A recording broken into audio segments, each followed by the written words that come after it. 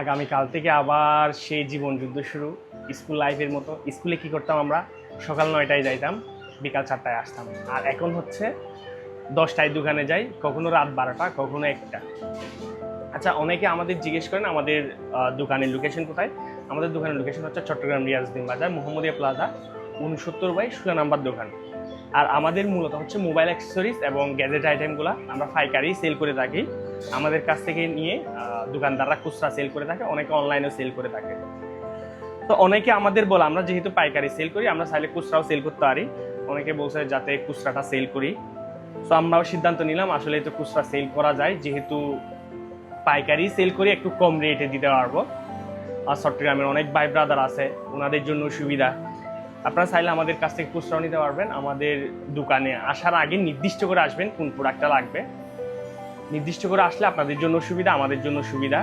আর আমাদের একটা পেজ আছে স্টক গ্যাজেট নামে, ওখান থেকেও চাইলে অর্ডার করতে পারেন।